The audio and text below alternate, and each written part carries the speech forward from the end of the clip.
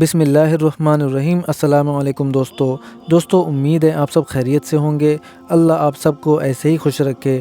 دوستو، دنیا میں لگ بھگ 195 ملک ہیں اور ان ملک میں لگ بھگ 4000 سے بھی زیادہ مذہب ہیں، لیکن مزے کی بات تو یہ ہے کہ اس دنیا میں اتنے بہت سے مذہب ہونے کے باوجود سب سے زیادہ لوگ اسلام سے ہی کیوں متاثر ہوتے ہیں اور اسلام کو ہی کیوں قبول کرتے ہیں، جبکہ اس دنیا میں سب سے زیادہ مخالفت اسلام کی ہی ہوتی ہے اور اسلام کو ہی سب سے زیادہ دہشت گرد مذہب مانا جاتا ہے۔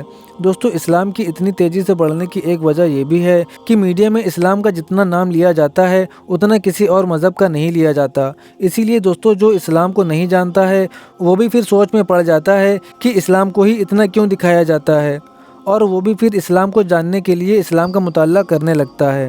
جس نے کبھی اپنے مذہب کی کتابیں کھول کر نہ دیکھی ہوں وہ بھی اسلام کو پہلے پڑھتا ہے، بعد میں اپنا مذہب پڑھتا ہے، اور جب کمپیئر کرتا ہے تو اس کی نظر میں اسلام ہر طرح سے ہر معنی میں کھرا اترتا ہے۔ اسی لیے وہ اسلام کو اپنا لیتا ہے اور اپنا پرانا مذہب چھوڑ دیتا ہے۔ دوستو، ہر بار کی طرح آج بھی ہم ایک نو مسلم بہن کی سٹوری لائے ہیں جو سکھ مذہب سے تعلق رکھتی تھی، لیکن اب وہ الحمدللہ گھر والوں سے چھپ کر اس نے اسلام کو قبول کر لیا ہے۔ دوستو، یہ ویڈیو مفتی طارق مسعود صاحب کی ہے۔ آپ اس ویڈیو کو لازمی پورا دیکھیں اور آپ کی کیا رائے ہے اس ویڈیو سے متعلق ہمیں کمنٹ سیکشن میں ضرور بتائیں۔ بعض غیر مسلم، خاص طور پہ جو لڑکیاں، کم عمر لڑکیاں ہوتی ہیں، گھروں میں بالغ ہوتی ہیں لیکن کم عمر ہوتی ہیں، ان پہ بہت زیادہ دباؤ ہوتا ہے۔ وہ کہتی ہیں اگر ہم نے اسلام قبول کر لیا تو ہمارے تو گھر والے ہمیں مار دیں گے۔ تو دیکھو، اللہ نے آسان راستہ رکھا ہے کہ اگر آپ کو یہ خطرہ ہے کہ آپ نے اپنے اسلام کو ایکسپوز کیا تو آپ کو بے تحاشا مارا جائے گا، تو اللہ کہتے ہیں اسلام لے آؤ مگر دنیا کے سامنے اس کو ظاہر نہ کرو۔ یہ اللہ نے چھوٹ رکھی، کتنی بڑی آسانی دے دی نا اللہ تعالیٰ نے۔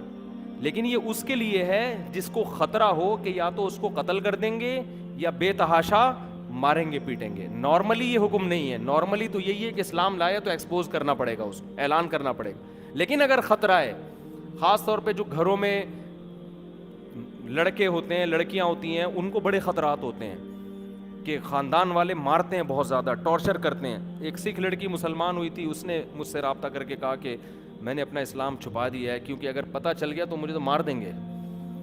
تو میں نے اس کو یہی مشورہ دیا، میں نے کہا آپ چھپ کے نماز پڑھیں، روزہ رکھیں، آپ جتنا آپ کے لیے ممکن ہو۔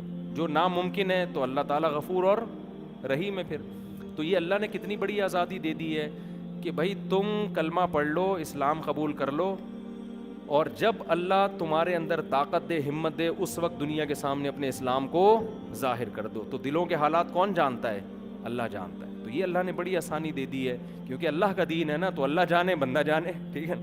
لیکن نارملی اس کی اجازت نہیں ہے۔ نارملی تو جب کوئی اسلام لایا تو اس کو اعلان کرنا پڑے گا، لیکن اگر ایسا خطرہ ہے تو وہ اپنے اسلام کو چھپا بھی سکتا ہے۔ قرآن میں ہے نا کہ فرعون اور موسیٰ علیہ السلام کا جب مقابلہ ہوا تو وقال رجل مؤمن من آل فرعون یکتم ایمانہ، فرعونیوں میں ایک درباری تھا، مسلمان ہو گیا، حضرت موسیٰ پر ایمان لیا، لیکن اس کو پتا تھا اگر میں نے ایکسپوز کر دیا تو میری گردن اڑا دی جائے گی۔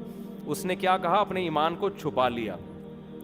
چھپانے کے بعد اب فرعون کو مشورہ دے رہا ہے کہ بھائی دیکھو، تم موسیٰ سے دشمنی تو لے رہے ہو، لیکن بالفرض اگر یہ سچے نبی نکلے، بالفرض امکان تو ہے نا، تو پھر ہماری ایسی کی تیسی ہو جائے گی۔ ایمان کو چھپا کے کیسے مشورے دے رہا ہے، بہترین۔ اور کہا یوسف علیہ السلام بھی اللہ کے پیغمبر، ان کا بھی دعویٰ تھا کہ وہ اللہ کے پیغمبر ہیں، ہم نے ان کو بھی جھٹلایا۔ اور اس کا دعویٰ کیا ہے موسیٰ کا؟ کیسا دیکھو کیسی تبلیغ کر رہا ہے وہ، کہ موسیٰ کا دعویٰ ہے کہ ایک خدا پر ایمان لے آؤ۔ دعویٰ دیکھو، دعوے میں بندہ غلط نہیں ہے، باتیں صحیح کر رہا ہے، ان کا کوئی مفاد نہیں ہے۔ اور پھر کیا کہنے لگا؟ یا قوم لکم الملک اليوم ظاہرین فی الارض، آج زمین میں ہماری حکومت ہے، لیکن حکومتیں الٹتی پلٹتی رہتی ہیں، آج ہم طاقت کے نشے میں ہیں۔ تو فرعون نے اس کو مارا نہیں، کیونکہ فرعون اس کو اپنا بندہ سمجھ رہا تھا نا۔ نہیں آئی بات سمجھ میں؟ فرعون سمجھ رہا ہمارے دربار کا آدمی، لیکن تھوڑا سا کھسک گیا ہے یہ تھوڑی سیٹنگ کیا ہو گئی ہے، آؤٹ ہو گئی۔ تو جو غیر مسلم جبر دباؤ میں آ چکے ہیں، اسلام قبول کر لیں، اللہ کو بتا دیں کہ اللہ ہم نے اسلام قبول کر لیا ہے، کلمہ شہادت پڑھ لیں، اور پھر اپنے والدین کو اس طرح سے تبلیغ کر لیں یہ نہ بتائیں کہ ہم مسلم ہیں، بتائیں بھائی ابا دیکھو یہ مٹھائی بت کے سامنے صبح ہم رکھ کے گئے تھے، شام کو بھی ویسی کی ویسے ہی پڑی ہوئی، تو کیوں ان سے دل بہلا رہے ہیں؟ کیا ہے یہ؟ کیوں ہم ان اپنے مذہبی رہنماؤں کے پیچھے چلیں؟ اللہ تو جس نے بنایا ہے وہ کریٹر ہے، وہ کریٹڈ نہیں ہو سکتا۔ تو یہ 2 اور 2 4 کی طرح ہے۔ تو اسلام توحید کی دعوت دیتا ہے، اسلام میں عبادت ہے، نماز ہے، صفائی ہے، روزہ ہے، ماں باپ کی اطاعت ہے، اچھا دیکھو یہ بھی سمجھ لیں، اسلام لانے کے بعد اسلام آپ کو غیر مسلم رشتہ داروں سے بدسلوکی کا حکم نہیں دیتا۔ بعض والدین یہ ڈرتے ہیں کہ ہمارا بچہ مسلمان ہو گیا تو ہم سے کٹ جائے گا، بالکل بھی ایسا نہیں ہے۔ قرآن نے صاف طور پر کہا ہے کہ تمہارے ماں باپ اگر مشرک بھی ہوں اور تم مسلمان ہو، صاحبہما فی الدنیا معروفا، پھر بھی تم نے ان سے اچھا سلوک کرنا ہے۔ تو اگر کوئی غیر مسلم مسلمان ہونا چاہتا ہے تو بھائی اس کے خاندان والے یہ نہ سمجھیں کہ اسلام لانے کے بعد یہ ہم سے کٹ جائے گا، نہیں کٹے گا۔